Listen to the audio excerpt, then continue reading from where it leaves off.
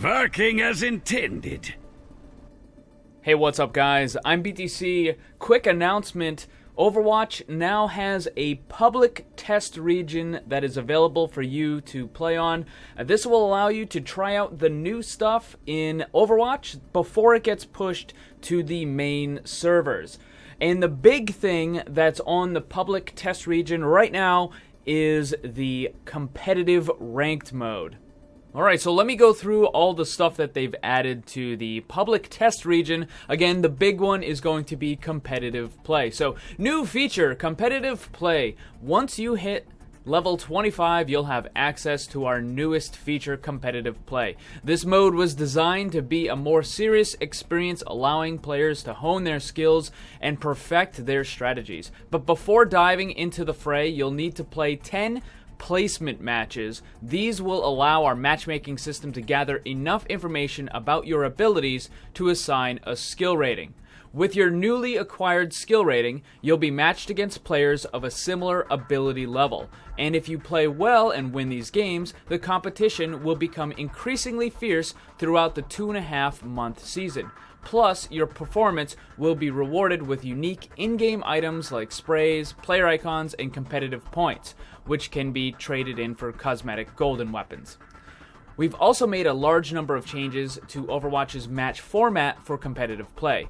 Some of these changes are simple interface changes, while others ensure the maps and modes don't favor one side or another. Plus, we've added a sudden death mechanic that ensures tied games are broken as fairly as possible. Because competitive play is more serious in nature, we want to make sure that player behavior is acceptable. This means that the penalties are more severe than in quick play or weekly brawl modes. Leaving a game early or stepping away from your computer will make you ineligible to join a game until the previous game has ended, and continued infractions could result in restrictions or removal from competitive play. There was also some general updates and some miscellaneous stuff along with some bug fixes. So for the general updates, they added a bunch of gamepad control changes. You can, do different stuff with the analog sticks. You can swap them out. It's supposed to be more sensitive, giving better accuracy, that sort of stuff. My question is why are you using a gamepad? Seriously, use a mouse to aim, guys. Use a mouse to aim. Unless you're on a console. If you're on a console, then you're just kind of out of luck. But if you're playing on a computer, please use the mouse to aim. Sincerely, everybody. Alright, so miscellaneous. This is actually some good stuff here in the miscellaneous. Alright, so it says, when activating Widowmaker's ultimate ability, Infrasight, her voice line will now be audible map-wide. This is actually pretty important because previously when Widowmaker would use her ult, you didn't know that she had X-ray vision on everybody unless you were close enough to her to actually, hear it. It was really, really quiet. She would, mumble whatever she says in French, and it would be, really hard to hear. So whoever was close enough, if you happened to hear it, it was important that you told your team. But now, it's going to be more like Hanzo or whoever, everybody else. When they do their ult, everybody on the map hears it and knows it's up. So that's kind of a slight nerf to Widowmaker, but it's probably something that should have been in the game the whole time. Next, they added a weapons section to the hero gallery. So this is probably going to be related to the golden weapons and whatever other kind of rewards you get from the competitive play. They also added a McCree as an AI option in practice, added a variety of social options to the hero selection, and end of match screens. Okay, so it sounds like they're adding more emote type stuff. So you can say things at the beginning of the game like, we need a healer or we need a tank, or at the end of the match, it can say good game or good job or, another Torbjorn Bastion play the game nonsense. So they probably didn't add that last one. They probably should though. All right. So next is remove the what? Whoa, dude! What? Removed the prefer avoid player system. Why would you? What? They removed the prefer avoid player system. What? Why would you do that? Like, okay, maybe the prefer thing didn't need to be there, but the avoid player was kind of a good idea.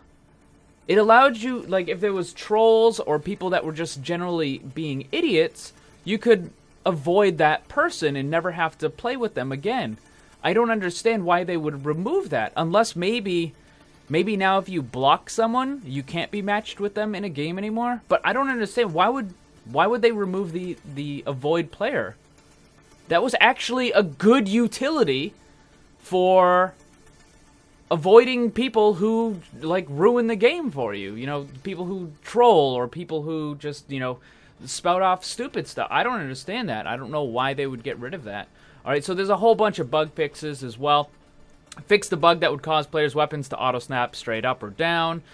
Fix the bug that caused players who backfilled and then completed a game to sometimes receive a loss on their career profile and not getting the XP bonus. Fix the bug that would move players toward the source of a knockback rather than away from it. Fix the bug that caused Hearthstone-themed sprays to ignore localization. Fix several frame rate issues that could occur when cycling through hero selection. Fixed a variety of issues and made several improvements to ambient lighting. Made some improvements to how AI heroes respond to one another. Made a variety of performance and optimization improvements across the game. And Unicode keys for not English or not displayed properly, blah, blah, blah, blah, blah. Alright, maps.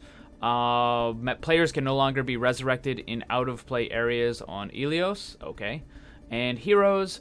Fix the bug with the Junkrat Riptire kills average lifetime statistic. Yeah, whatever. Fix the bug that would sometimes cause projectiles to hit Reinhardt instead of his burial field. Oh, okay. Well, that's actually pretty nice. And fix the bug that allowed Torbjorn to pick up scrap while dead, but it still doesn't allow him to pick up the play of the game while dead. Anyways. So that's all the changes, and I'm sure you probably want to know how to participate in the public test realm. So here's how it is. So first up, it's Windows PC only, and step 1 is restart the Battle.net desktop app. Step 2, navigate to the Overwatch tab on the left-hand menu. Step 3, select PTR Overwatch from the region account drop-down menu. And click install to begin the installation process. Once the public test realm client is installed and updated, simply press play to begin. Now, it's important to note that none of the stuff you do on public test realm will carry over to the main game. Any loot boxes, any win-loss records, all that stuff will not carry over to the main game. But playing on the public test realm does let you try out all the new cool stuff before the main servers get it. So that's about it.